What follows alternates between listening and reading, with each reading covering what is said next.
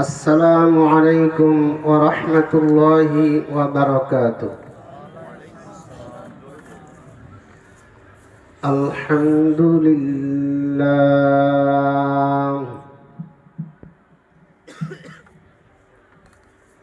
الحمد لله وكفى وسلام على عباده الذين اصطفى. أما بعد فأعوذ بالله من الشيطان الرجيم. بسم الله الرحمن الرحيم. ومن الناس من يعبد الله على حرف، فإن أصابه خير اطمأن به، وإن أصابته فتنة انقلب على وجهه خسر الدنيا والآخرة. ذلك هو الخسران المبين. آمنت بالله صدق الله العظيم. وقال رسول الله সবাই বলুন সাল্লাল্লাহু আলাইহি ওয়াসাল্লাম। আশাদ্দুন নাসি বালাআ আল আম্বিয়া সুম্মাল আমসালু ফাল আমসাল, أو كما قال عليه الصلاة والسلام. وصدق رسوله النبي الكريم. وقال الشاعر العلام: जिंदगी में बंदगी तू करना है, जिंदगी में बंदगी तू करना है,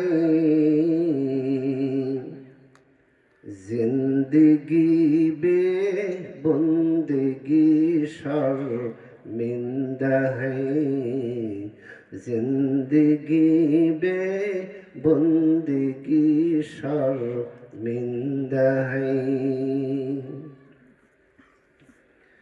কি হবে মৃত্যু হলে? বলেন আমার সাথে সাথে সকলেই বলবেন, কি হবে মৃত্যু হলে? অযথা বেঁচে থেকে যদি না চলতে পারি নবীজির আদর্শ মতে, যদি না চলতে পারি নবীজির আদর্শ মতে, ফেরেশতারা প্রশ্ন করবে কবরেতে, দিন কি তোমার মাবুদ কে বা? তখন তুমি কি বলবে? কথা বলেন ঠিক না ঠিক? ফেরেশতারা প্রশ্ন করবে কবরেতে, দিন কি তোমার মাবুদকে বা তখন তুমি কি বলবে? উত্তর সঠিক হলে কবরটা বেহেশত হবে। জোরে বলেন সুবহানাল্লাহ। উত্তর সঠিক দিবি নবীজির আদর্শে চললে। উত্তর সঠিক দিবি নবীজির আদর্শে চললে। কি হবে মৃত্যু হলে? কি হবে মৃত্যু হলে? অযথা বেঁচে থেকে যদি না চলতে পারি নবীজির আদর্শ মতে। যদি না চলতে পারি নবীজির আদর্শ মতে। ফেরেশতারা প্রশ্ন করবে কবরেতে, দিন কি তোমার মাবুদকে বা তখন তুমি কি বলবে? উত্তর ব্যাঠিক দিলে কবরটা দোজক হবে। জোরে বলেন নাউজুবিল্লাহ। উত্তর ব্যাঠিক দিবি আল্লাহর হুকুম না মানলে। উত্তর ব্যাঠিক দিবি আল্লাহর কোরআন না মানলে। কি হবে মৃত্যু হলে? কি হবে মৃত্যু হলে? অযথা বেঁচে থেকে যদি না চলতে পারি নবীজির আদর্শ মতে। যদি না চলতে পারি নবীজির আদর্শ মতে। ইয়া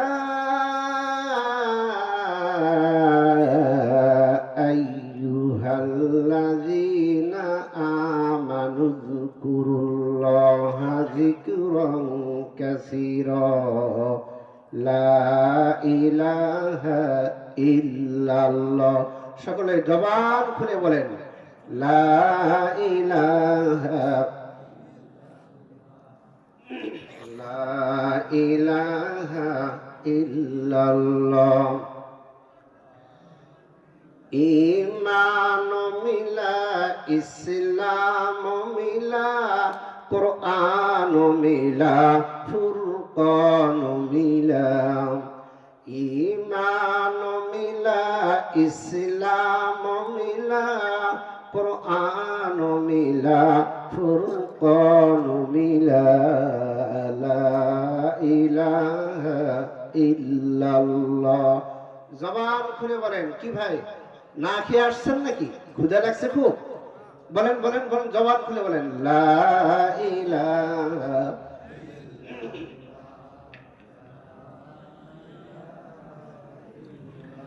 इस्लाम का झंडा दुनिया में उड़वा दिया कमली वालों ने। इस्लाम का झंडा दुनिया में उड़वा दिया कमली वालों ने। ला इलाहा इल्लल्लाह লা ইলাহা। সবাই বলুন লা ইলাহা ইল্লাল্লাহু মুহাম্মাদুর রাসূলুল্লাহ সাল্লাল্লাহু আলাইহি ওয়াসাল্লাম। রঘুনন্দনপুর মধ্যপাড়া খোদাইপুর বাইতুল নূর কেন্দ্রীয় জামে মসজিদের উদ্যোগে আজকে তাফসীরুল কোরআন মাহফিলের সম্মানিত সুযোগ্য পরম শ্রদ্ধেয় সভাপতি সাহেব হযরত মাওলানা আনোয়ার হোসেন সাহেব দামাত বারাকাতুহুম আলিয়া, সহসভাপতি হাফেজ মাওলানা মুফতি শেখ ইউসুফ কাসেমি দামাত বারাকাতুহুম আলিয়া, প্রধান অতিথি আলহাজ ডক্টর মোহাম্মদ সুলাইমান আলী সাহেব, বিশেষ অতিথি আলহাজ মোহাম্মদ ইনামুল হক, আলহাজ মাওলানা মুনিরুল ইসলাম, মঞ্চে উপবিষ্ট দূর দূরান্ত থেকে আগত ইসলাম দরদি দ্বীনি পিপাসু মুসলমান ভাইরা, পর্দার আড়ালে অবস্থানরতা আবেদা সলেহা সর্বে গুণে গুণান্বিতা মা ও বোনেরা, আমরা সেই মহিয়ান গরিয়ান মহান রব্বুল আলামিনের দরবারে অসংখ্য অগণিত শুকর জ্ঞাপন করব, যা আল্লাহ রব্বুল আলামিন অত্যন্ত মায়া করে দয়া করে আজকে এই তাফসীরুল কোরআন মাহফিলে বেহেশতের বাগানে আসার এবং বসার সমবেত হওয়ার তৌফিক দান করেছেন। সেই মহিয়ান গরিয়ান মহান রব্বুল আলামিনের দরবারে অসংখ্য অগণিত শুকর জ্ঞাপন করণার্থে বলি আলহামদুলিল্লাহ।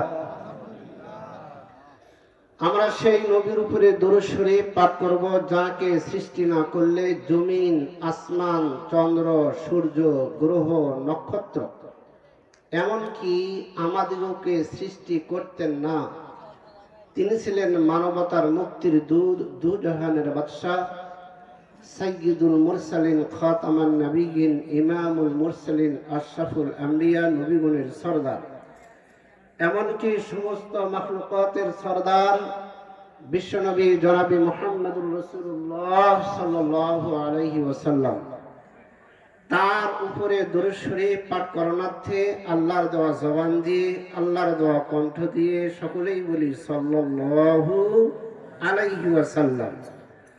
জানতে চাচ্ছি এই মুহূর্তে আপনারা কেমন আছেন?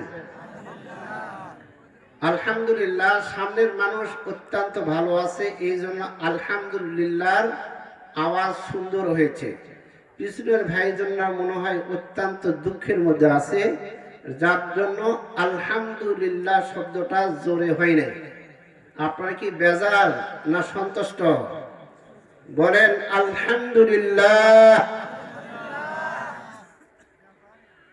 আজকে আমার কথা বলার বিষয়বস্তু হলো, আজ মানুষ কেন দুঃখে, কষ্টে, আপদ বিপদে, বালা মুসিবতের মধ্যে লিপ্ত? কেন আজ মুসলমান লাঞ্ছিত? আমার আজকের বিষয়বস্তু এই বিষয় জানার আগে তিনটা বিষয় আমাদেরকে মনে রাখতে হবে। যে ব্যক্তি এই তিনটা বিষয় 1 মিনিটের মধ্যে বলতে পারবে, তিনটা জিনিস, ইনশাআল্লাহ পুরস্কার দেব। কি দেব বলেন? তিনটা কথাই যে ব্যক্তি বলতে পারবে খুব সংক্ষেপ, ইনশাআল্লাহ পুরস্কার দেব। মনে থাকবে তো নাকি? ইনশাআল্লাহ। 1 নম্বর, অতি শান্তির জায়গা, পরম শান্তির জায়গা। একটা সরিষার দানাকে 1 লক্ষ বার ভাগ করার পরে যতটুকু দেখা যায়, অনুভব করা যায়, কতটুকু অশান্তি নাই? কতটুকু কি নাই বলেন? অশান্তি নাই, দুঃখ নাই, কষ্ট নাই, আপদ নাই, বিপদ নাই, মুসিবত নাই, শান্তি আর শান্তি। ওটা হলো বেহেশতের জগৎ। আপনারা কি বুঝতে পারছেন? ওটা কিসের জগৎ বলেন? বেহেশতের জগৎ। 1 নম্বর, অতি শান্তির জায়গা। বলেন, অতি শান্তির জায়গা, এটা হলো বেহেশতের জগৎ। মনে রাখতে পারবেন তো নাকি? ইনশাআল্লাহ ধরবো কিন্তু। 2 নম্বর হলো অতি দুঃখের জায়গা। অশান্তি আর অশান্তি, দুঃখ আর দুঃখ, কষ্ট আর কষ্ট, আপদ বিপদ মুসিবত। সর্ষার দানাকে যদি 1 লক্ষ বার ভাগ করেন, যতটুকু দেখা যাবে, যতটুকু অনুধাবন করা যাবে, ততটুকু পরিমাণ শান্তির কোনো তালবর্ষ নেই, শান্তি মোটেই নেই। এটা হলো জাহান্নামের জগৎ। আওয়াজ দেন, কিসের জগৎ? জাহান্নামের জগৎ। বলেন, 1 নম্বর কিসের জগৎ? বেহেশতের জগৎ। 2 নম্বর কিসের জগৎ? জাহান্নামের জগৎ। 3 নম্বর হলো কিছু শান্তি, কিছু অশান্তি, কিছু আরাম, কিছু আপদ বিপদ, কিছু দুঃখ কষ্ট, কিছু শান্তি। এটা হলো দুনিয়ার জগৎ। আওয়াজ দেন, এটা কিসের জগৎ? দুনিয়ার জগৎটা কি? কিছু শান্তি, কিছু অশান্তি, কিছু আপদ বিপদ, কিছু আরামায়েশ, এই মিলে দুনিয়া। আমার বন্ধুগণ, আল্লাহ পাক রব্বুল আলামিন পবিত্র কুরআনুল কারীমের মধ্যে জানাই দেন, লাকাদ খালাকনাল ইনসানা ফি কাবাদ। আমি আল্লাহ পাক রব্বুল আলামিন মানুষকে সৃষ্টি করেছি দুঃখ এবং কষ্টের মধ্যে দিয়ে। তারা আমাদের ইয়াকিন থাকতে হবে, আমাদের বিশ্বাস রাখতে হবে যে দুঃখ কষ্ট আসাই হলো এটা স্বাভাবিক। দুঃখ কষ্ট আসাই কি বলেন স্বাভাবিক। আমার বন্ধুগণ, অন্য আয়াতের মধ্যে আল্লাহ পাক রব্বুল আলামিন বলেন, মা আসাবা মিন মুসিবাতিন ইল্লা বিইজনিল্লাহ। যত দুঃখ মুসিবত স্পর্শ করে এটা হলো আল্লাহ তাআলার হুকুমে দুঃখ কষ্ট আসে, বালা মুসিবত আসে। তাহলে বুঝে গেল আল্লাহর হুকুম ছাড়া বালা মুসিবত আসে না। ঠিক না ঠিক? আল্লাহর হুকুমেই বালা মুসিবত দুঃখ কষ্ট আসে। তাহলে বোঝা যায় দুঃখ কষ্ট বালা মুসিবত আপদ বিপদ আসে কয়েকটি কারণে, তিনটি কারণে আসে। একটা হলো গুনাহের কারণে। আওয়াজ দেন, কিসের কারণে? গুনাহের কারণে। খুব খেয়াল করবেন। 2 নম্বর পরীক্ষামূলক। 3 নম্বর মর্যাদা বৃদ্ধির লক্ষ্যে। মনে থাকবে ইনশাআল্লাহ। বলেন তো বালা মুসিবত কি জন্য আসে? কয় কারণে? 3টা কারণে। একটা হলো গুনাহের কারণে, 2 নম্বর কি পরীক্ষামূলক, 3 নম্বর মর্যাদা বৃদ্ধির লক্ষ্যে। আমার বন্ধুগণ, আল্লাহ পাক রব্বুল আলামিন পবিত্র কুরআনুল কারীমের মধ্যে জানাই দেন, ওয়া মা আসাবাকুম ওয়া মা আসাবা মিন মুসিবাতিন ফাবিমা কাসাবাত আইদিকুম। যত বালা মুসিবত দুঃখ কষ্ট মানুষের উপরে আসে, তোমাদের উপরে আসে, সবগুলি তোমাদের গুনাহের কারণে আসে। ওয়া ইয়াফু আন কাসীর, অথচ অনেক গুনাহগুলি আমি মাফ করে দেই, অনেক বালা মুসিবত আমি আল্লাহ তাআলা মাফ করে দেই, অনেক বালা মুসিবত আমি মাফ করে দেই। আমার বন্ধুগণ, অন্য আয়াতের মধ্যে আল্লাহ পাক রব্বুল আলামিন বলেন, যাহারাল ফাসাদু ফিল বাররি ওয়াল বাহরি বিমা কাসাবাত আইদিন নাস। স্থলে এবং জলে, ভূমণ্ডলে, ভূখণ্ডে, পৃথিবীতে এবং পানির মধ্যে, নদীতে, সাগরে, মহাসাগরে যত বালা মুসিবত আসে সবগুলি মানুষের গুনাহের কারণে আসে। নাউজুবিল্লাহ বলেন। কার কারণে? মানুষের গুনাহের কারণে। আমার বন্ধুগণ, অতিবৃষ্টি, অনাবৃষ্টি, তুফান, সাইক্লোন, ঘূর্ণিঝড়, যত কিছু বালা মুসিবত আসে, যত মহামারী আসে, যত কলেরা আসে, বসন্ত আসে, যত রোগ আসে, সবগুলি মানুষের গুনাহের কারণে আসে। আমার বন্ধুগণ, কিয়ামতের মাহশরের দিনে ওই সমস্ত পশু পাখিরা আল্লাহ তাআলার কাছে কেস দায়ের করবেন যে আল্লাহ,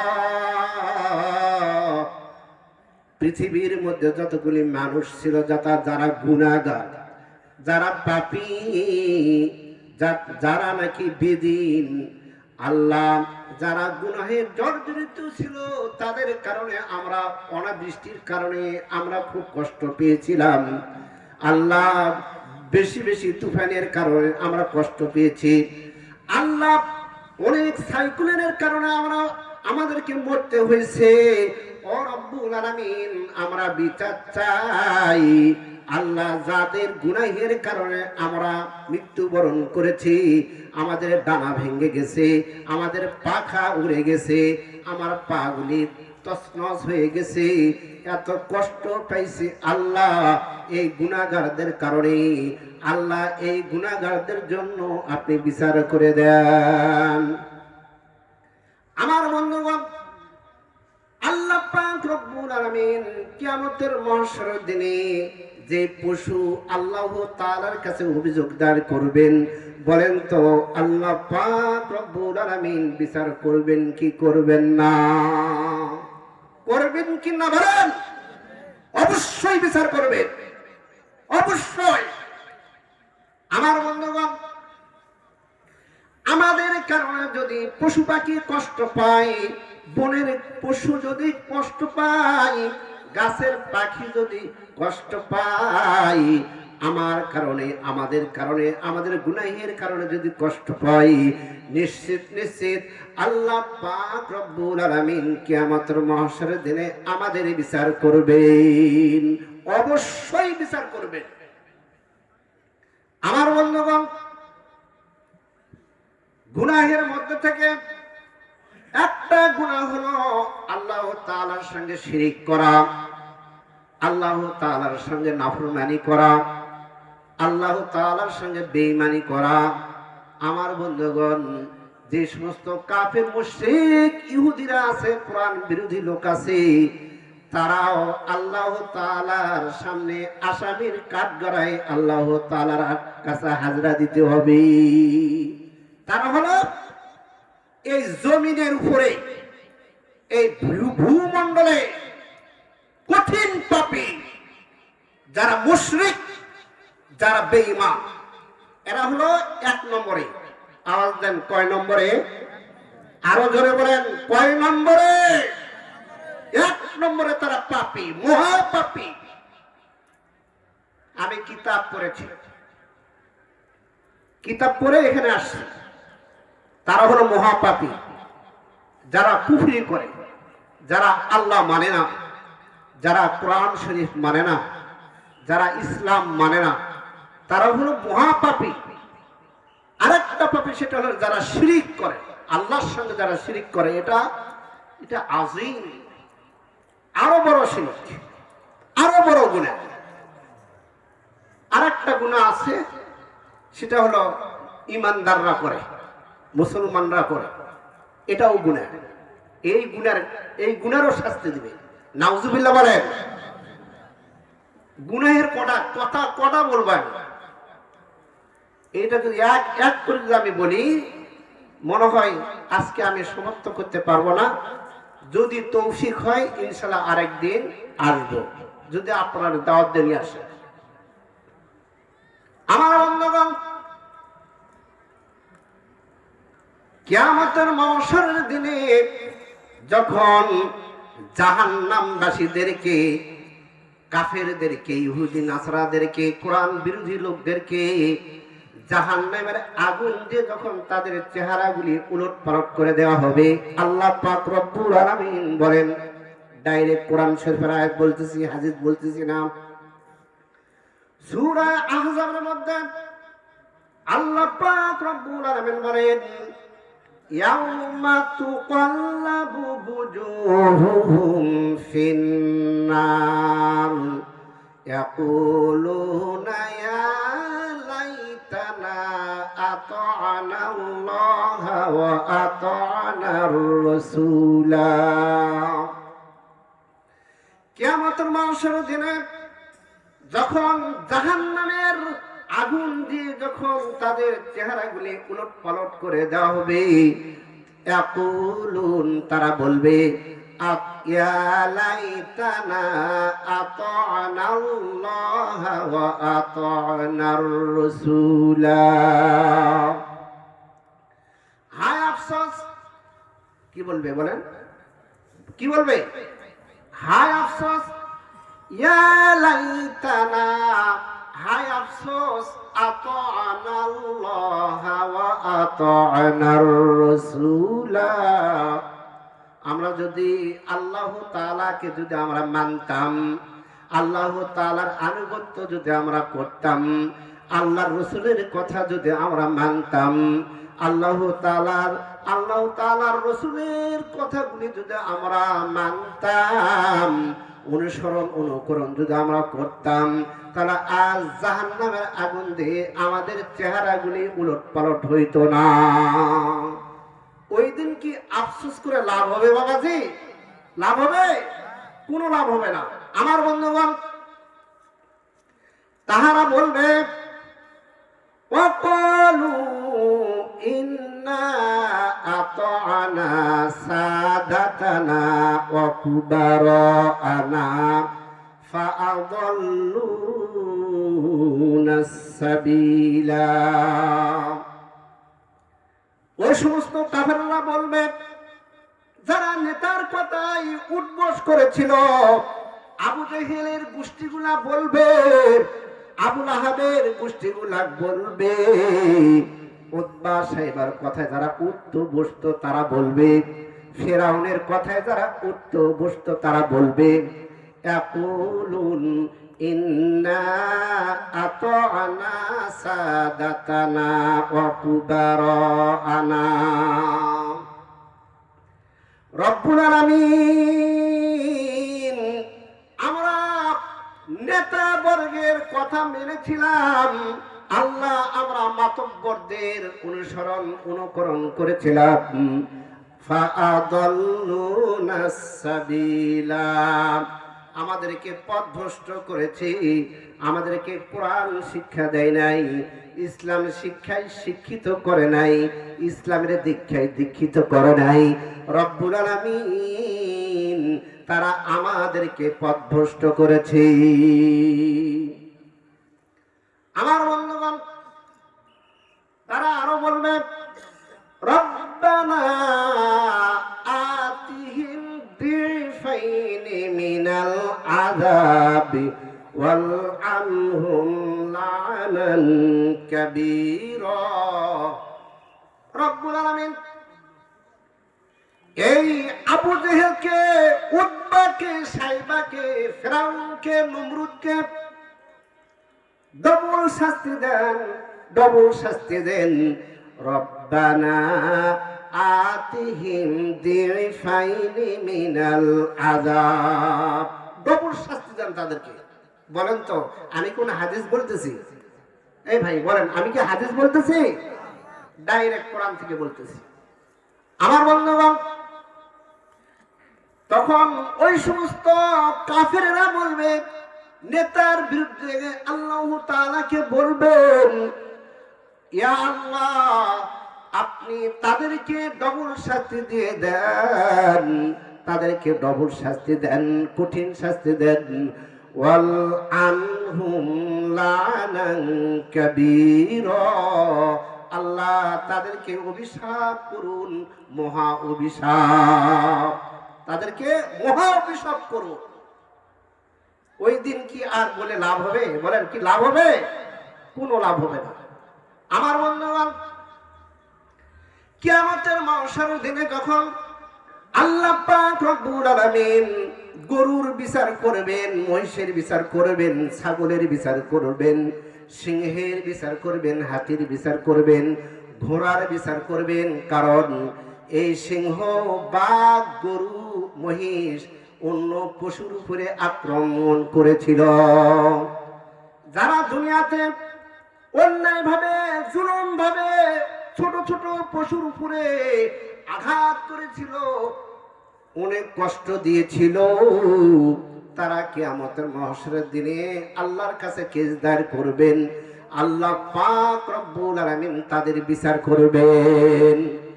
দুনিয়া শুরু থেকে কিয়ামত পর্যন্ত যত বাঘ এসেছিল, যত হরিণ এসেছিল, যত সিংহ এসেছিল, যত গরু এসেছিল, যত ছাগল এসেছিল, যত মহিষ এসেছিল, যত পশু এসেছিল, সমস্ত পশুর বিচার করার পরে আল্লাহ পাক রব্বুল আলামিন বলবেন কুনতু তুরাবা, তোমরা মাটি হয়ে যাও। আল্লাহ কি বলবেন বলেন? সমস্ত পশুগুলোকে বলবে, সমস্ত পশুদেরকে বলবে তোমরা কুনতু তুরাবা, তোমরা মাটি হয়ে যাও। সমস্ত পশুরা মাটি হয়ে যাবে। আমার বন্ধুগণ কি হয়ে যাবে? হাতি মাটি হয়ে যাবে, ঘোড়াগুলি মাটি হয়ে যাবে, মহিষগুলি মাটি হয়ে যাবে, গরুগুলি মাটি হয়ে যাবে, শুয়োর খিঞ্জির কুকুরগুলি মাটি হয়ে যাবে।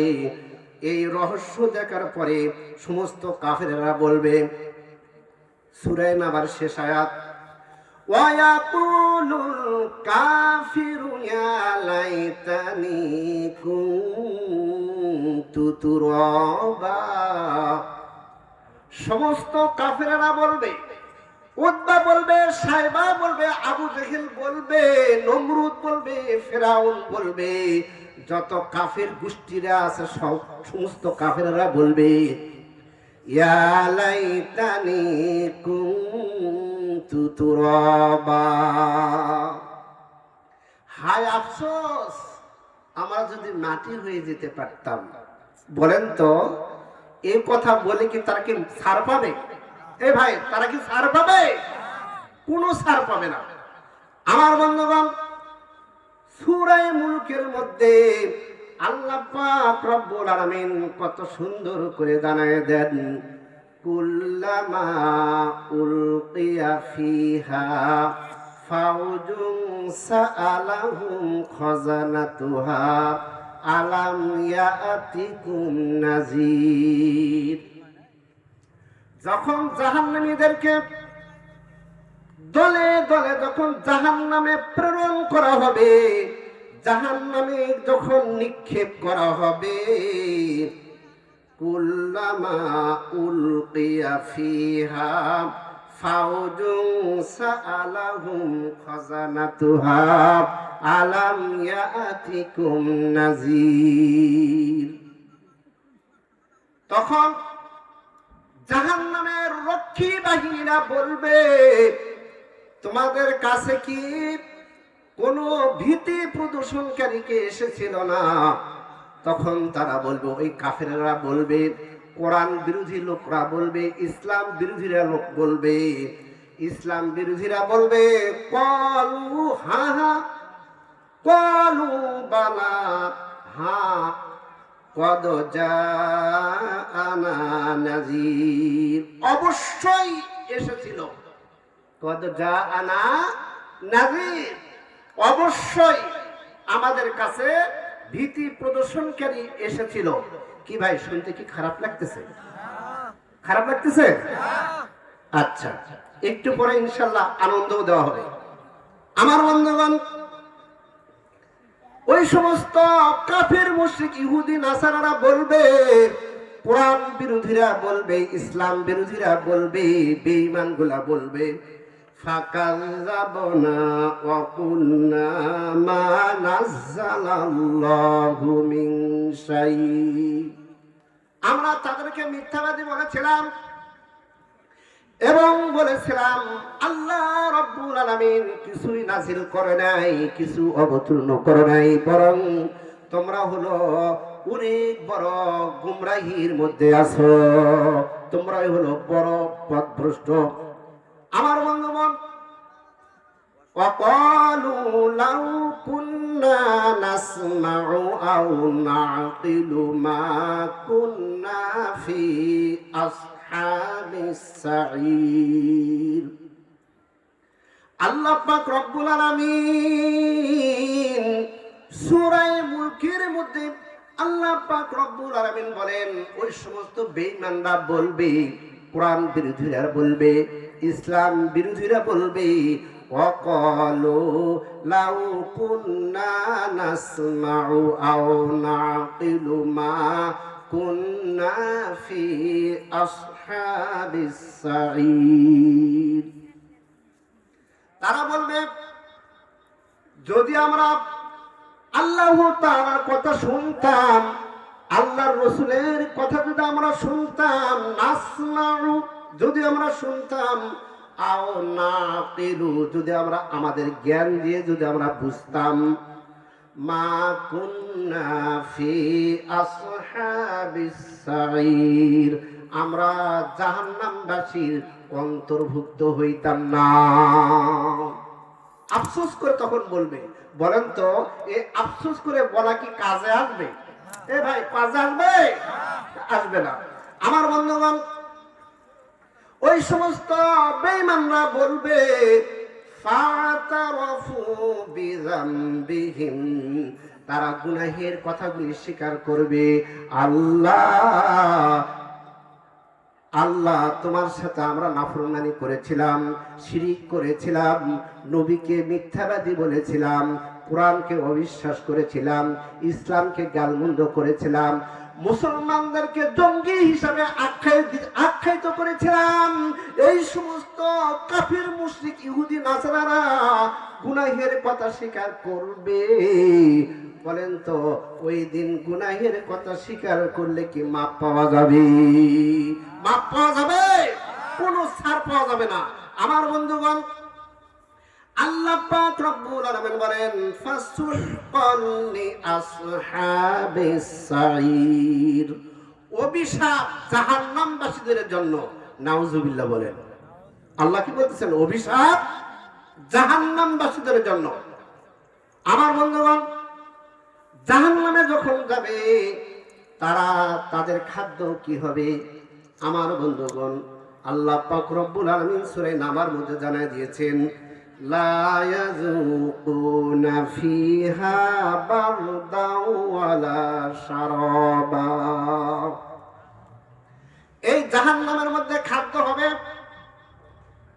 তাদের কোনো ঠান্ডা পানিও পান করতে পারবে না, কোনো ঠান্ডা জাতীয় আস্বাদন করতে পারবে না, চাকতেও পারবে না।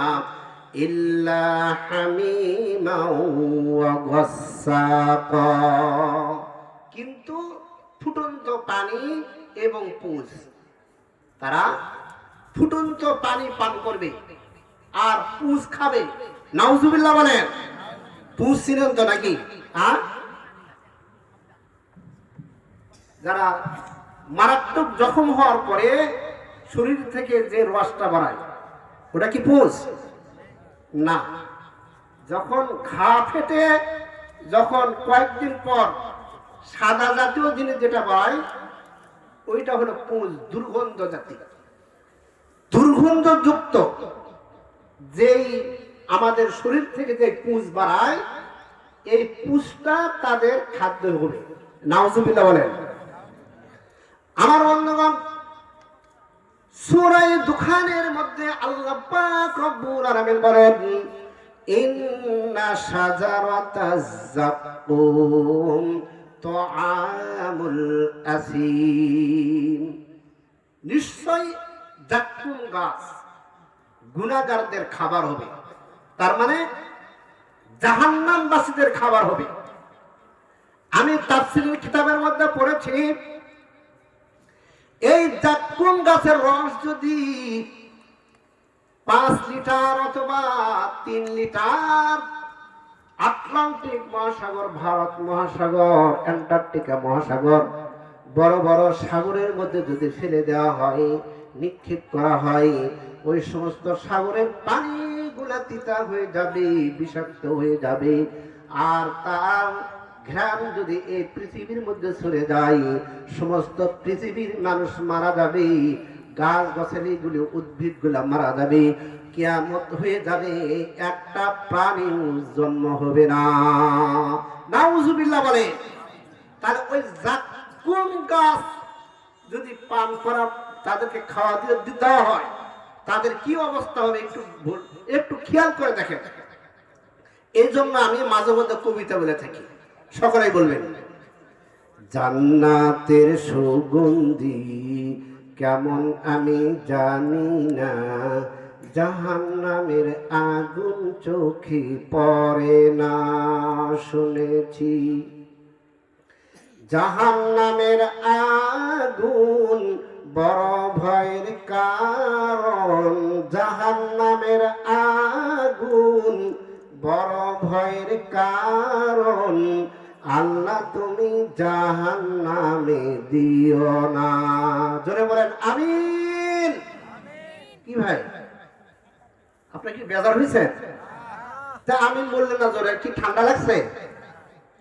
জান্নাতের সুগন্ধি কেমন আমি জানি না, জাহান্নামের আগুন চোখে পড়ে না। শুনেছি জাহান্নামের আগুন বড় ভয়ের কারণ, জাহান্নামের আগুন বড় ভয়ের কারণ, আল্লাহ তুমি জাহান্নামে দিও না। জোরে বলেন আমিন। মাশাআল্লাহ মাশাআল্লাহ, এবার সুন্দর হয়েছে আমার বন্ধুগণ। তাহলে আমরা জাহান্নাম থেকে যত আমরা বাঁচতে চাই, বলেন তো গুনাহ বেশি করলে চলবে না গুনাহ না করলে চলবে? আমার বন্ধুগণ, আমরা যদি গুনাহ না করে যদি আমরা জিন্দেগি যাপন করি, আল্লাহ পাক রব্বুল আলামিন আমাদেরকে মৃত্যুর পরে পরে কবরটাকে বাগে জান্নাত বানায় দিবেন। বলেন সুবহানাল্লাহ, লিল্লাহি তাকবীর। আমরা যদি গুনাহমুক্ত যদি আমরা জিন্দেগি যাপন করতে চাই, আমরা করতে পারবো।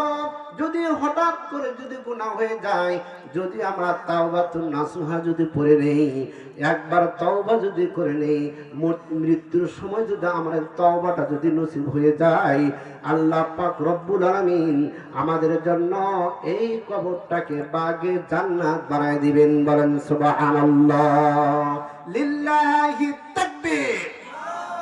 তাহলে তওবা করার দরকার আছে না নাই? আমার বন্ধুগণ, এই যে আপদ বিপদ মুসিবত আসে গুনাহের কারণে, গুনাহের কারণে বিপদ আসে, দুঃখ আসে, কষ্ট আসে। যদি আমরা গুনাহ থেকে যদি আমরা বিরত থাকি, আমরা যদি তাওবাতুন নাসুহা যদি পাঠ করি, আল্লাহ পাক রব্বুল আলামিন আমাদের বালা মুসিবত দিবে না। বলেন সুবহানাল্লাহ। 2 নম্বর বালা মুসিবত আসে পরীক্ষামূলক। আমার বন্ধুগণ, হযরত আইয়ুব আলাইহিস সালামকে যে বালা মুসিবত দিয়েছেন, দুঃখ কষ্ট দিয়েছেন, যে রোগ দিয়েছিলেন, আমার বন্ধুগণ হযরত ইব্রাহিম আলাইহিস সালামকে যে ইব্রাহিম আলাইহিস সালামের উপরে যে বালা মুসিবত এসেছিল, হযরত নূহ আলাইহিস সালামের উপরে যে বালা মুসিবত এসেছিল, আমাদের বিশ্ব নবীকে যে কষ্ট দিয়েছিলেন, এটা একমাত্র কারণ হলো পরীক্ষামূলক। আওয়াজ দেন কি মূলক? পরীক্ষামূলক। আমার বন্ধুগণ, অনেক সময় ভালো মানুষকেও এরকম বালা মুসিবত দিয়ে থাকেন। এটা হলো আল্লাহ তাআলা দেখেন যে বান্দা ইবাদত বندگی করতেছে, কিন্তু এই ইবাদত বندگی দিয়ে আল্লাহর ইচ্ছা অনুযায়ী উন্নত মানের জান্নাতে যাইতে পারতেছে না। এই জন্য সামান্য একটু বালা মুসিবত দিয়ে ওই উন্নত মানের জান্নাত দিতে চান। বলেন সুবহানাল্লাহ, লিল্লাহি তাকবীর। তাহলে মর্যাদা বৃদ্ধির লক্ষ্যে আল্লাহ পাক রব্বুল আলামিন বালা মুসিবত দিয়ে থাকেন। বলেন সুবহানাল্লাহ। আমার বন্ধুগণ, হাদিস শরীফের মধ্যে আসছে রাসূলুল্লাহ সাল্লাল্লাহু আলাইহি ওয়াসাল্লাম বলেছেন, আশাদ্দুন নাসি বালাআ আল আম্বিয়া সুম্মাল আমসালু ফাল আমসাল। মানুষের মধ্যে থেকে সর্বগ্রে সর্বাধিক নবী গুণের উপরে বালা মুসিবত আসছে। রোগাক্রান্তের মধ্যে হয়েছে, রোগাক্রান্তের মধ্যে পড়েছে নবীগণ, এবং তাদের পরে যারা রাসূলুল্লাহ সাল্লাল্লাহু আলাইহি ওয়াসাল্লামের সঙ্গে এবং কি নবীগণের সঙ্গে কাছের মানুষ যারা হয়েছেন তাদের উপরে বালা মুসিবত এসেছে, তারপরে তাদের নিকটবর্তীদের উপরে বালা মুসিবত এসেছে, তাহলে বোঝা যায় যারা কোরআন সুন্নাহ অনুযায়ী জীবন গড়াবে, আল্লাহকে যারা মেনে চলবে, আল্লাহর রসুলকে যারা মেনে চলবে, তাদের উপরে একের পর এক বিপদ মুসিবত আসবে। এটা হলো পরীক্ষামূলক। আওয়াজ দেন, কি মূলক? পরীক্ষামূলক। অথবা মর্যাদা বৃদ্ধির লক্ষ্যে। আমার বন্ধুগণ, হাদিস শরীফের মধ্যে আসছে, আল্লাহর নবী বলেছেন, মাম্মাতা মারিজন মাতা শাহিদা, যে ব্যক্তি রোগাক্রান্তের অবস্থায় মারা যাবে, যেই মুমিন, যেই মুসলমান রোগাক্রান্তের কারণে মারা যায়, সে শহীদ হয়ে যায়। বলেন সুবহানাল্লাহ, লিল্লাহি তাকবীর। তাহলে মুসলমানদের দাম আছে না নাই? ও বন্ধু বলেন তো, মুমিনদের দাম আছে না নাই? এই জন্য আমি মাঝে মধ্যে কবিতা বলি, আপনারা সকলেই বলেন, শহীদ নামের ওই ফুলের মালা আমি পরব গলে। বলেন সকলে উচ্চ স্বরে বলেন তো দেখি, শহীদ নামের ওই ফুলের মালা আমি পরব গলে। কি ভাই, খারাপ লাগতেছে না? মুসলমান রোগাক্রান্তর কারণে কি মারা যায় না? এ ভাই, রোগের কারণে মারা যায় কিনা? হাদিসের মধ্যে রাসূলুল্লাহ সাল্লাল্লাহু আলাইহি ওয়াসাল্লাম বলেছেন, সে শহীদ হয়ে যাবে, তার মানে বিনা হিসাবে জান্নাত যাবে। বলেন সুবহানাল্লাহ। রোগের কারণে যদি কোনো মুমিন মারা যায়, রোগের কারণে যদি কোনো মুসলমান যদি মারা যায়, ছেলে হোক মেয়ে হোক, পুরুষ হোক মহিলা হোক, নর হোক নারী হোক, যে কোনো ব্যক্তি হোক, যে কোনো ব্যক্তি রোগাক্রান্ত অবস্থায় মারা যাবে, সে বিনা হিসাবে জান্নাতে যাবে। বলেন সুবহানাল্লাহ। জবান করে বলেন, শহীদ নামের ওই ফুলের মালা আমি পরব গলে, শহীদ নামের ওই ফুলের মালা আমি পরব গলে। যত দুঃখ কষ্ট আসুক মরে, ইয়া আল্লাহ ধৈর্য ধরার মতো তৌফিক দাও আমারে। শহীদ নামে ওই ফুলের মালা আমি পরব গলে, শহীদ নামে ওই ফুলের মালা আমি পরব গলে। আমার ভাইয়েরা ও আমার বাবাজিরা, ও আমার পর্দার আড়ালে মা ও বোনেরা, আমি আপনাদেরকে দৃষ্টি আকর্ষণ করে বলতে চাই, আল্লাহর নবী বলেছেন, as-sadaqatu taruddul bala wa yazidul umr, আও কামা ক্বালা আলাইহিস সালাতু ওয়াস সালাম। আমার ভাইয়েরা, কিয়ামতের মাহশারের দিনে আল্লাহ পাক রব্বুল আলামিন তিন শ্রেণী ব্যক্তিদেরকে জান্নাতে যাওয়ার জন্য পারমিশন দিয়ে দিবেন, অনুমতি দিয়ে দিবেন। এক নম্বর শ্রেণী হলো দানবীররা জান্নাতে যাও, ওই দানবীররা জান্নাতে চলে যাবে। আর এক শ্রেণী হলো আলেমদেরকে আল্লাহ পাক রব্বুল আলামিন বলবেন, তোমরা জান্নাতে চলে যাও। আর এক শ্রেণী ব্যক্তিকে বলবো, এই শহীদগণ তোমরা জান্নাতে চলে যাও। এই তিন ব্যক্তি যখন জান্নাতের গেটে যখন যাবে, শহীদ বলবে আমি আগে যাব, আর দানবীররা বলবে আমি আগে যাব, আর আলেমরা বলবে আমরাই আগে যাব। একটু পারাপারি লাগবে আর কি, কে আগে যাবে জান্নাতে। এই দৃশ্য দেখে আল্লাহ পাক রব্বুল আলামিন ফেরেশতাকে পাঠিয়ে দিয়ে বলবেন, যা যা ফেরেশতা, এই তিন শ্রেণীর ব্যক্তি বেহেশতে যাওয়ার জন্য একটু আগে যাওয়ার জন্য বাড়াচ্ছে, কারণ কি? তখন ফেরেশতা চলে আসবে, এসে বলবে, ও শহীদরা তোমরা কেন আগে জান্নাতে যাইতে চাও, তার কারণ কি? শহীদরা বলবে, আমরা দুনিয়াতে কোরআনকে কোরআনের রাজকে বন্ধ করার জন্য, কোরআনের আইনকে চালু করার জন্য, ইসলামকে টিকে রাখার জন্য আমরা আল্লাহর রাস্তায় শহীদ হয়েছি, এই জন্য আমরা জান্নাতে আগে যাইতে চাই।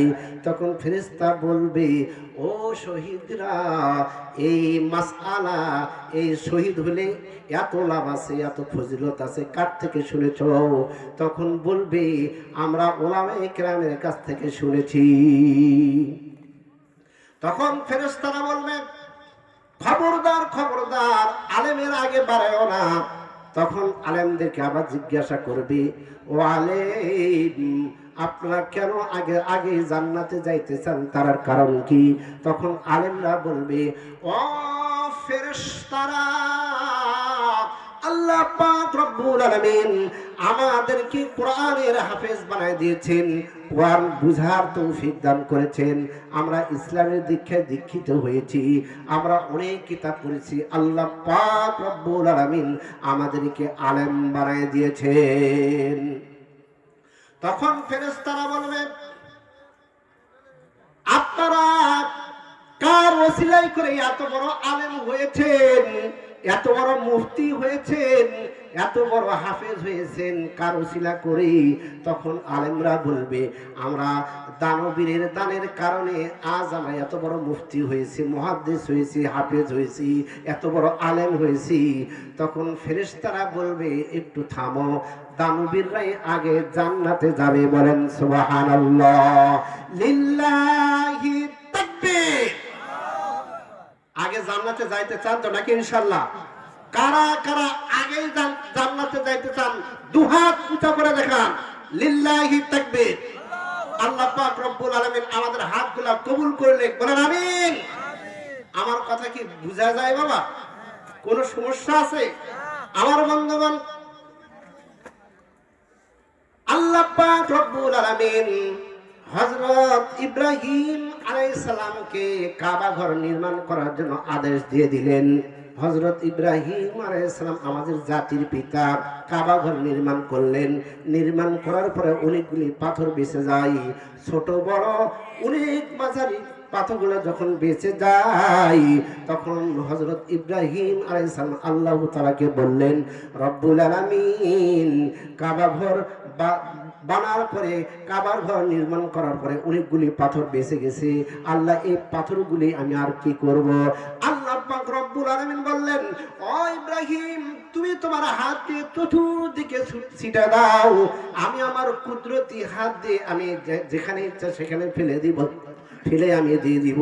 তখন হযরত ইব্রাহিম আলাইহিস সালাম তখন নিজের হাত দিয়ে পাথরগুলা যখন চতুর্দিকে নিক্ষেপ করলেন, আল্লাহ পাক রব্বুল আলামিন কুদরতি হাত দিয়ে যেখানে বড় বড় এই পৃথিবীর মধ্যে ফেলে দিয়েছেন, চতুর্দিকে যখন ছড়ায় দিয়েছেন, আল্লাহ পাকের এই কুদরতি হাত দিয়ে যেখানে বড় পাথর পড়ছে সেখানে বড় বড় মসজিদ হয়ে গেছে। যেখানে মাঝারি সাইজের পাথর পড়ছে ওখানে মাঝারি ধরনের মসজিদ হয়ে গেছে, আর যেখানে ছোট পাথর পড়ছে ওখানে 5 ওয়াক্ত নামাজের পাঞ্জেখানা মসজিদ হয়ে গেছে। চিল্লাই বলেন মারহাবা, লিল্লাহি তাকবীর। তাহলে এই ঘটনার দ্বারা কি বোঝা যায়? নিশ্চিত নিশ্চিত এখানে আল্লাহ পাক রব্বুল আলামিনের কুদরতি হাত দ্বারা একটা মাঝারি ধরনের পাথর পড়ছে, এই জন্য আল্লাহ পাক রব্বুল আলামিন এখানে একটা মসজিদ বানায় দিয়েছেন, বলেন সুবহানাল্লাহ। বিশ্বাস আছে না নাই? আছে তো নাকি? আমার বন্ধুগণ, কিয়ামতের মাহশরের দিনে কাবা ঘরকে যখন আল্লাহ পাক রব্বুল আলামিন ফেরেশতার মাধ্যমে যখন বলবেন, ও কাবা তুমি জান্নাতে প্রবেশ করো, তখন ফেরেশতা এসে বলবে, ও কাবা ঘর তুমি জান্নাতে প্রবেশ করো, তখন কাবা ঘরের জবান খুলে যাবে, বলেন সুবহানাল্লাহ। কাবা ঘর বলবে, পৃথিবীতে দুনিয়াতে আনাচে কানাচে বন্দরে শহরে অনেকগুলি মসজিদ আছে, এই মসজিদ ছাড়া আমি কাবা ঘর জান্নাতে যাব না। মারহাবা বলেন। তখন এই ফেরেশতা আল্লাহ তাআলাকে বলবেন, রব্বুল আলামিন পৃথিবীর মধ্যে আনাচে কানাচে শহরে বন্দরে অনেকগুলি মসজিদ আছে। রব্বুল আলামিন ওই সমস্ত মসজিদ ছাড়া কাবা ঘর জান্নাতে যাবে না। আল্লাহ পাক রব্বুল আলামিন বলবেন, ও ফেরেশতা, তুমি কাবা ঘরকে বলে দাও সমস্ত দুনিয়ার মসজিদ নিয়ে যেন চলে আসে। আমার বন্ধুগণ, তখন কাবা ঘর মসজিদ গুলোকে বলবে, আসো আমার সঙ্গে জান্নাতে যাব। তখন এই মসজিদ বলবে, আপনাদের হাতে গড়া মসজিদ বলবে, না না, আমরা ততক্ষণ পর্যন্ত যাব না যতক্ষণ পর্যন্ত যারা আমাদেরকে নির্মাণ করেছে, মসজিদে সহযোগিতা করেছে, মসজিদ বানায় দিয়েছে, মসজিদে দান করেছে, মসজিদে 5 ওয়াক্ত নামাজ পড়েছে, মসজিদে কোরআন শরীফের তেলাওয়াত করেছে, মসজিদে জিকির করেছে, ওই সমস্ত জাকিরিন দানবীর ছাড়া, নামাজি ছাড়া আমি মসজিদ কখনোই যাইতে পারবো না। লিল্লাহি তাকবীর। কি ভাই, মনে হয় যে আমার আপনাদের মনে হয় ক্ষুধা লাগছে। লিল্লাহি তাকবীর। একটু জিকির করি, লা ইলাহা ইল্লাল্লাহ, লা ইলাহা। नूर नबी आया है, नूर लेकर आया है, सारे दुनिया मैया देखो कैसा नूर आया है। नूरुन अला नूर, नूरुन अला नूर, नूरुन अला नूर, कलिमा ला इलाहा इल्लल्लाह। जोरे जबान खुले बोलें, ला इलाहा। হায় হায় সুমাইয়ার ইতিহাস ভুইল না, হায় হায় সুমাইয়ার ইতিহাস ভুইল না। সুমাইয়া ছিলেন আল্লাহর পাগল, সুমাইয়া ছিলেন আল্লাহর পাগল, সুমাইয়ার ইতিহাস ভুইল না। লা ইলাহা জোরে লা ইলাহা ইল্লাল্লাহ, লা ইলাহা ইল্লাল্লাহ। হায় হায় আসিয়ার ইতিহাস ভুইল না, হায় হায় আসিয়ার ইতিহাস ভুইল না। আসিয়া ছিলেন আল্লাহর পাগল, আসিয়া ছিলেন আল্লাহর পাগল, আসিয়ার ইতিহাস ভুইল না। লা ইলাহা ইল্লাল্লাহ। জবাব খুলে বলেন, লা ইলাহা। সবাই বলুন, লা ইলাহা ইল্লাল্লাহু মুহাম্মাদুর রাসূলুল্লাহ সাল্লাল্লাহু আলাইহি ওয়াসাল্লাম। আমার বন্ধুগণ ও আমার পর্দার আড়ালে মা ও ভগ্নীগণ, আমি আপনাদেরকে দৃষ্টি আকর্ষণ করে বলতে চাই, আমার বাবাজিরা, তখন ফেরেশতারা আল্লাহ তাআলার কাছে বলবেন, রব্বুল আলামিন, ওই পৃথিবীর আনাচে কানাচে আপনার কুদরতি হাত দিয়ে যে পাথরগুলি পড়ছে, ওখানে যে মসজিদ হয়ে গেছে, আল্লাহ ওই সমস্ত মসজিদ আসবে না যতক্ষণ পর্যন্ত দানবীরকে প্রবেশ না করানো হয়েছে, যতক্ষণ পর্যন্ত মুসল্লিদেরকে প্রবেশ না করানো হয়েছে, যতক্ষণ পর্যন্ত জাকিরিনদেরকে মসজিদে প্রবেশ না করা হয়েছে, ততক্ষণ পর্যন্ত মসজিদগুলি বেহেশতে প্রবেশ করবে না। আল্লাহ পাক রব্বুল আলামিন বলবেন, ও ফেরেশতারা, তোমরা ঘোষণা করে দাও, যারা মসজিদের দান করেছে, মসজিদ নির্মাণ যারা করেছে, মসজিদের ভিতরে যারা 5 ওয়াক্ত নামাজ পড়েছে, মসজিদের ভিতরে যারা কোরআন শরীফ তেলাওয়াত করেছে, যারা আল্লাহ আল্লাহ জিকির করেছে, কালিমার জিকির করেছে, তাদের সহ যেন নিয়ে বেহেশতে প্রবেশ করে। বলেন সুবহানাল্লাহ। আপনারা কিয়ামতের মহাশরের দিনে এই মসজিদের ভিতর ঢুকে জান্নাতে যাইতে চান তো নাকি ইনশাআল্লাহ? কারা কারা কিয়ামতের মহাশরের দিনে মসজিদের ভিতরে প্রবেশ করে জান্নাতে ঢুকতে চান? দুহাত উঁচা করে দেখান, লিল্লাহি তাকবীর। কি ভাই, দান করে না দান না করে? দান করে না না করে? দেখেন, আমার খুব আফসোস লাগে, মসজিদে ছাদ নাই, আমরা ছাদ পিটা বাড়ির ভিতরে ঘুমাই। মসজিদের ওয়াল নাই, আমরা পাকা বাড়ির মধ্যে থাকি। এই মসজিদ যদি কিয়ামতের মহাশরে যদি কেস দায়ের করে যে আল্লাহ আমাদেরকে উলঙ্গ রাখে, কেমন করে ঘুমাইছে, বিচার চাই, যদি বিচার দেয় বলেন তো জান্নাতে যাইতে পারবো? এ ভাই, আমার কথা বুঝতেন তো? এখন কোন মসজিদ কিন্তু উলঙ্গ হয়ে আছে, না ছাদ আছে না ওয়াল আছে, কিচ্ছু নেই। যদি মসজিদ যদি কেস দায়ের করে, আমরা কি বাঁচতে পারবো? আমি উদাত্ত আহ্বান জানাবো, যারা এই 6 মাসের মধ্যে যারা যত কামাই করছে, অথবা 1 বছরের মধ্যে শতকরা 50 পয়সা, বলেন তো দেখি শতকরা কয় টাকা? 50 পয়সা। যদি 1 লক্ষ টাকা যদি আপনাদের আয় হয়, আয় খরচ বাদ দিয়ে 5,000 টাকা দিতে হবে। 10 লাখে কত হবে বলেন? লাখে যদি 5,000 হয়, 10 লাখে 50,000। আমি অনুরোধ করব লাখে 5,000 দেওয়ার জন্য। কোন ভাই আছে যে হুজুর ইনশাআল্লাহ আমার নামে 5,000 লেখেন, আমার নামে 10,000 লেখেন, আমার নামে 20,000 লেখেন? আমি অনুরোধ করব, যেহেতু আমরা জান্নাতে যাইতে চাই।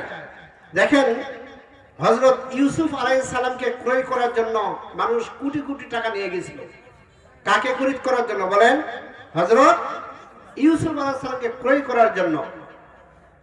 আর একজন গরিব একজন বুড়ি সুতা নিয়ে গেছে মাত্র। সুতার দাম আবার কয় টাকা হবে?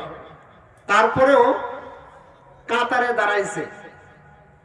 আল্লাহ পাক রব্বুল আলামিন কিয়ামতের মাহশরের দিনে যদি বলে আমার নবী ইউসুফকে যারা ক্রয় করার জন্য কাতারে দাঁড়াইছিল তাদেরকে আমি বিনা হিসেবে জান্নাতে যাওয়ার জন্য পারমিশন দিয়ে দিলাম, এই বুড়ি মা বলতেছে যদি আল্লাহ এরকম যদি হুকুম দেয় তাহলে আমি বিনা হিসেবে জান্নাতে যাওয়ার জন্য আমি এরকম সুযোগ পাবো।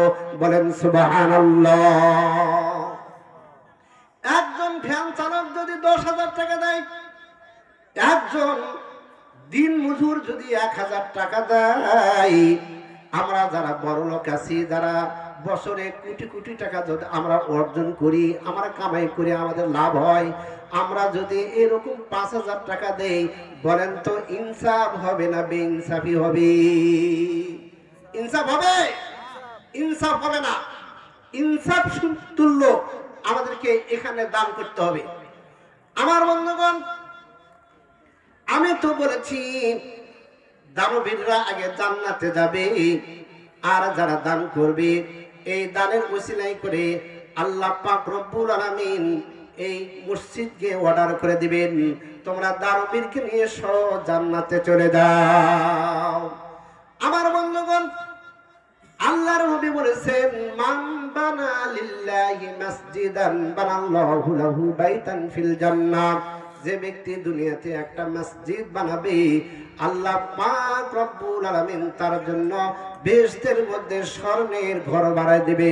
বলেন সুবহানাল্লাহ। আমরা বানাবো খেজুরের টাটি দিয়ে মসজিদ বানাবো, মাটি দিয়ে মসজিদ বানাবো, অথবা সিমেন্ট বালি আর ইট লোহা দিয়ে মসজিদ বানাবো। আল্লাহ পাক রব্বুল আলামিন আমাদের জন্য বেহেশতের মধ্যে স্বর্ণের ঘর বানায় দিবেন। বলেন সুবহানাল্লাহ। বলেন তো ভাই, কে আছেন ইনশাআল্লাহ হুজুর নগদ এত টাকা দান করলাম? আসুন দেখি ইনশাআল্লাহ। যে হুজুর আমি কিয়ামতের মহাশরের দিনে মসজিদে প্রবেশ করে আমি জান্নাতে যাইতে চাই। এমন কোন আল্লাহর বান্দা আছে যে হুজুর আমার জন্য 10,000, আমার জন্য 5,000, আমার জন্য হুজুর 20,000 টাকা ইনশাআল্লাহ, আমার জন্য ইনশাআল্লাহ হুজুর আমি গরিব মানুষ আমি 1,000 টাকা দান করলাম, আছেন নাকি বাবা?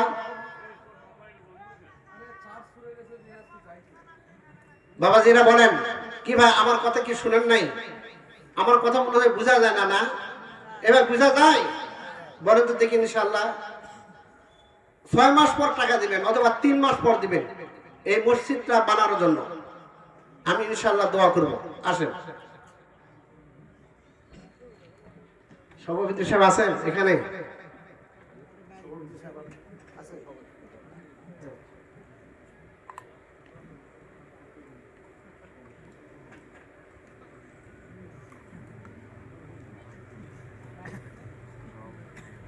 আলহামদুলিল্লাহ। সভাপতি সাহেব হযরত মাওলানা আনোয়ার হোসেন নগদ 2,000 টাকা, বাকি 1,000 টাকা, মোটে 3,000 টাকা। রব্বুল আলামিন এই 3,000 টাকার ওসিলাই করে আল্লাহ আপনি তাকে 3 কোটি টাকার মালিক বানায় দাও। জোরে বলেন আমিন। আল্লাহ 3,000 কোটি টাকার মালিক বানায় দাও। আমিন ইয়া আমিন ইয়া আমিন। দানকারীর মাতা পিতা জামিন, দোয়া করদম বদরগাহি ইলাহি, হায়াতে দৌলত ইলমে দারাজি।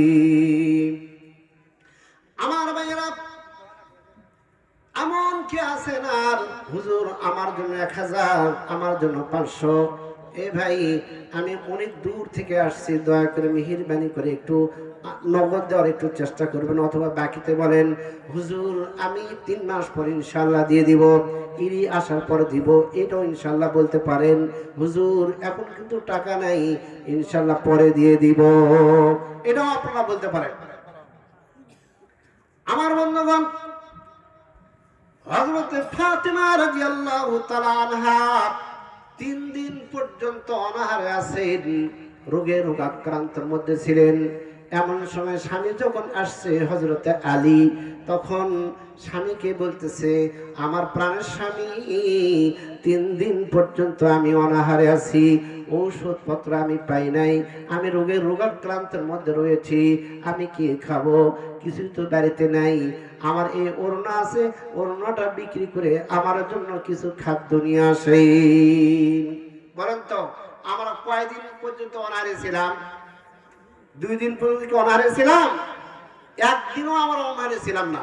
অথচ হযরত ফাতিমা রাদিয়াল্লাহু তাআলা আনহা 3 দিন পর্যন্ত অনাহারে ছিলেন। বলেন সুবহানাল্লাহ। আমার বন্ধুগণ, হযরত আলী ওড়না নিয়ে গেছে বাজারে বিক্রি করার জন্য। 6 টাকা দিয়ে ওড়না বিক্রি করছেন। ওড়না বিক্রি করার পরে একজন গরিব দাঁড়াইছে, ফকির বলতেছে হযরত আলী আমি আপনাকে চিনি, তবে শুনেন আমি কিন্তু 7 দিন পর্যন্ত অনাহারে আছি। হযরত আলী চিন্তা করতেছে সর্বনাশ, আমার স্ত্রী 3 দিন পর্যন্ত আছে আর এই বেচারা 7 দিন পর্যন্ত আছে, টাকা তো এই বেটাই পাবে, এটাই তো হকদার। আল্লাহর রাস্তে 6 টাকায় দান করেছেন। 6 টাকা দান করার পরে চিন্তা করছে সর্বনাশ, এটা তো আমার টাকা না, আমার স্ত্রীর ওড়না বিক্রি করার টাকা। আমি আমার স্ত্রীকে কি জবাব দিব একটু চিন্তা করতেছি। হঠাৎ করে একজন উটওয়ালা চলে আসছে, আসে বলে আলী আমি আপনাকে চিনি, এই উটটা বিক্রি করব, আপনি নেবেন কি? হযরত আলী রাদিয়াল্লাহু তাআলা আনহু বললেন ও ভাই উটওয়ালা, আমি এখন এমটি পকেট, আমার পকেটে কোনো টাকা নাই। তখন উটওয়ালা বললেন ভাই একটা দাম ধরে নেন, বিক্রি করবেন, যা লাভ হবে আপনার, আর ওই টাকাগুলো ফেরত দিয়ে দিবেন। হযরত আলী রাদিয়াল্লাহু তাআলা আনহু বললেন হ্যাঁ ভাই এই কায়দায় হলে নেওয়া যায়। বলেন তো উটের দাম কত নিবেন? তখন বললেন যে ভাই আপনি কত দিবেন দেন। কয় না একটা দাম বলেন। যে ভাই ঠিক আছে, এই এই উটটার দাম মাত্র 100 টাকা দিলেই চলবে। হযরত আলী রাদিয়াল্লাহু তাআলা আনহু 100 টাকা দিয়ে উট ক্রয় করলেন। ক্রয় করার পরে বাজারের দিকে যাচ্ছেন, মাত্র 10 কদম ফেলাইছে। আওয়াজ দেন কয় কদম? 10 কদম যখন ফেলাইছেন, হঠাৎ করে একটা লোক এসে বললেন, ও আলী, আমি আপনাকে চিনি, উটটাকে বিক্রি করবেন? তখন হযরতে আলী বললেন, হ্যাঁ হ্যাঁ বিক্রি করব, বিক্রি করার জন্য আমি বাজারে যাচ্ছি। তখন বলতেছে যে ভাই আমাকে আমার কাছে বিক্রি করেন, আমি কিনে নেব। আলী বললেন কয় টাকা দিয়ে কিনে নেবেন? বলে যে 160 টাকায় কি আপনি উটটা দিয়ে দিবেন? কয় টাকা? 160। হযরত আলী মনে মনে বললেন, এই মাত্রই 100 টাকাতে নিলাম, 5 মিনিট হয় নাই আমার খরিদ্দার আসছে, 160 টাকা দাম করে। ঠিক আছে, 60 টাকায় লাভ। ঠিক আছে ভাই নেন, আমাকে 160 টাকা দিয়ে দেন। এখন 160 টাকা নিয়ে উটটা যখন বিক্রি করে দিছে, বাজারে গেছে, চাল মাছ গোস্ত সবকিছু নিয়েছে। নেওয়ার পরে যখন আসতেছে, ওই আগের উটওয়ালা চলে আসছে, ভাই আমাকে টাকা দেন। ওই ভাই আপনাকে তো টাকা দেওয়ার জন্য খুঁজতেছি, এই টাকা নিয়ে নেন। 100 টাকা দিয়ে দিয়েছে। বাড়িতে চলে আসছে। আসার পরে ফাতিমা রাদিয়াল্লাহু তাআলা আনহা জিজ্ঞাসা করছে, স্বামী আমার, ওড়না বিক্রি করছেন কয় টাকার? কয় 6 টাকার। বাজার করছেন কয় টাকার? কয় 60 টাকার। বুঝতেছেন ভাই? বোঝা যায়? দেখেন দুনিয়াতেই নগদ 1-এ 10। বলেন 1-এ কত? 1-এ 10। ডাইরেক্ট চলে গেছেন বাবার কাছে, চলে গেছেন, বাবা গো আপনার জামাই পাগল হয়ে গেছে, আপনার জামাই আবল তাবল কি কয় আমি বুঝি না। ও বাবা, ওড়না বিক্রি করছে 6 টাকার, বাজার করছে 60 টাকার, আমার ব্রেনে ধরে না, বিচার করুন। সুপ্রিম কোর্টে বিচার। এই পৃথিবীর মধ্যে এমন স্বামীকে পাওয়া যায়, এমন ব্যক্তিকে পাওয়া যায়, সরকারি চাকরি করে মাসে 50,000 আর বাড়িতে খরচ করে 6 লক্ষ। বাড়ি 50,000 টাকা সরকারি চাকরি, আর মাসে খরচ করে কয় লক্ষ? 6 লক্ষ। বাপের বেটি কোনদিন জিজ্ঞাসা করে নাই, স্বামী আমার আপনি সরকারি বেতন পান 50,000, মাসে খরচ করেন 6 লক্ষ, আরগুলা টাকা কোথায় পান জানতে চাই। কোন বাপের বেটি বলেছে? জিজ্ঞাসা করছে? আহা দেখেন আমার বন্ধুগণ, হযরতে ফাতেমা রাদিয়াল্লাহু তাআলা আনহা নবীকে নবীকে গিয়ে বলতেছেন, বাবা গো আপনার আলী, আপনার জামাই কি বলে আমি জানি না, আমার ওড়না বিক্রি করছে 6 টাকার, বাজার করছে 60 টাকার, একটু জানতে চাই। হযরতে মুহাম্মদুর রাসূলুল্লাহ সাল্লাল্লাহু আলাইহি ওয়াসাল্লাম পুলিশ পাঠিয়ে দিয়েছেন, যেহেতু বিচার করতে হবে। পুলিশ হলো সাহাবী, চিল্লায় বলেন মারহাবা। সাহাবী চলে গেছেন আলীকে ধরার জন্য, আলীকে নিয়ে চলে আসছেন। আসার পরে হযরতে আলীকে জিজ্ঞাসা করলেন, করার পরে হযরতে আলী গোটা ঘটনা বলে দিয়েছেন। বলেন মারহাবা। আমাদের নবী এই ঘটনা শোনার সঙ্গে সঙ্গে মুস্কি হাসি দিয়ে ফাতেমাকে বলতেছে, ফাতেমা আল্লাহ পাক রব্বুল আলামিন তোমার স্বামীর সঙ্গে দুনিয়াতে ভালো মুআমালা করেছেন, 1-এ 10 দিয়েছেন মা। চিল্লায় বলেন মারহাবা। দুনিয়াতে প্রমাণ, যে ব্যক্তিকে 1 টাকা দান করবে আল্লাহ পাক রব্বুল আলামিন তাকে 10 টাকা দিবেন, দুনিয়াতেই দিবেন। বলেন সুবহানাল্লাহ। যে ব্যক্তি দুনিয়াতে 1000 টাকা দান করবেন, আল্লাহ পাক রব্বুল আলামিন মরার পরে কোটি কোটি টাকার মতো সওয়াব দান করবেন, আর দুনিয়াতে তাকে লক্ষ লক্ষ টাকার মালিক বানায় দিবেন। বলেন মারহাবা। বিশ্বাস রাখতে হবে। আমাদের কি রাখতে হবে? বিশ্বাস রাখতে হবে। যদি বিশ্বাস রাখি, বিশ্বাস রাখার পরে যদি আমরা দান করি, অবশ্যই 1-10 পেয়েই যাব। বলেন মারহাবা। টাকা পয়সায় শান্তি মিলে না রে, শান্তি কোরআনে। বলেন বলেন সবাই বলেন, টাকা পয়সায় শান্তি মিলে না রে, শান্তি কোরআনে। মনের শান্তি পাইতে যদি চাও, আল্লাহ তাআলা বেশি বেশি জিকির করে যাও। মনের শান্তি পাইতে যদি চাও, আল্লাহ তাআলা বেশি বেশি জিকির করে যাও। টাকা পয়সায় শান্তি মিলে না রে, শান্তি কোরআনে। কবরে শান্তি পাইতে যদি চাও, হারাম খানা সাইরা দিয়া তোমরা হালাল খানা খাও। কি ভাই বুঝা যায়? বলেন, টাকা পয়সায় শান্তি মিলে না রে, শান্তি কোরআনে।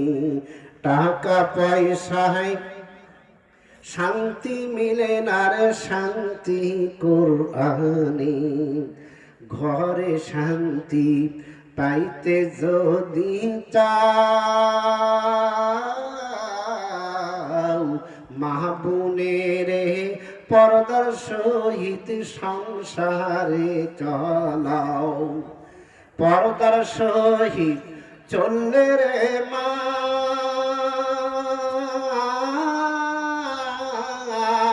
পাইবে বিবি ফাতেমা।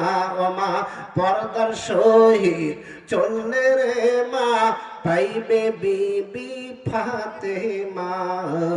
টাকা পয়সায় শান্তি মিলে না রে, শান্তি কোরআনে। বলেন সবাই বলেন, টাকা পয়সায় শান্তি মিলে না রে, শান্তি কোরআনে।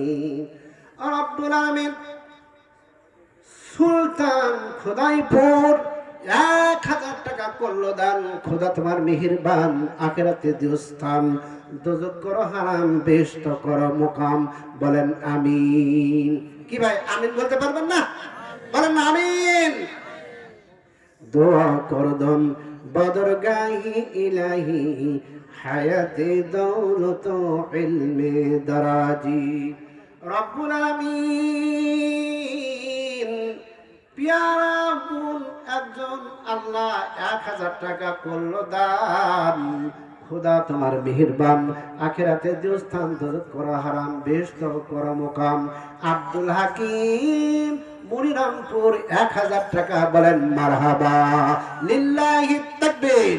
আল্লাহ যারা 1000 করে টাকা দান করেছেন, আল্লাহ তাদেরকে 1000 কোটি টাকার মালিক বানায় দেন। বলেন আমিন।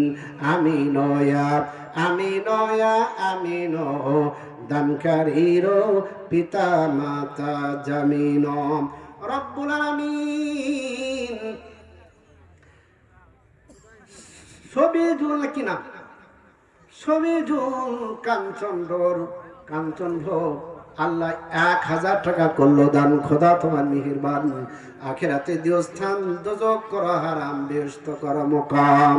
দানকারীর পিতা মাতা মাওলা সুখে রাখো কবরে, মাতা নূরে টুপি পরায়া মাওলা উঠাই রোজ হাসরে। বলেন আমিন। রব্বুল আলামিন বাবু মনিরামপুর 1000 টাকা। আল্লাহ বেহেশতের নিয়ামত দাও ভরপুর। জোরে বলেন আমিন। আল্লাহ 1000 টাকা করলো দান। খোদা তোমার মেহেরবান, আখেরাতে দুস্থান দুজক করা হারাম বেহেশত করো মকাম। আমি নয়া আমি নয়া আমি ন দানকারীর পিতা মাতা জামিন। প্রধান অতিথি অধ্যক্ষ এনামুল হক, 5। হ্যাঁ, বিশেষ অতিথি অধ্যক্ষ এনামুল হক সাহেব, দাউদপুর কারিগরি কলেজ, 5,000 টাকা। লিল্লাহি তাকবীর। আল্লাহ। বিশেষ অতিথি লিল্লাহি তাকবীর। নাম বলা যাবে না। 50,000 টাকা। বলেন মারহাবা। আল্লাহ এই 50,000 টাকার উসিলাই করে তুমি তাকে 50,000 কোটি টাকার মালিক বানায় দাও। আল্লাহ তার পিতা মাতা যদি কবরে যেয়ে থাকে, আল্লাহ কবরগুলিকে বাগে জান্নাত বানায় দাও। আল্লাহ তার পিতা মাতা যদি জীবিত থাকে, আল্লাহ হায়াতে তৈবা দান করো। বেশি বেশি করে মা বাবার খেদমত করার তৌফিক দান করো। বলেন আমিন। আমিন আমিন আমিন। দানকারীর পিতা মাতা জামিন। দোয়া করদম বদরগাহি ইলাহি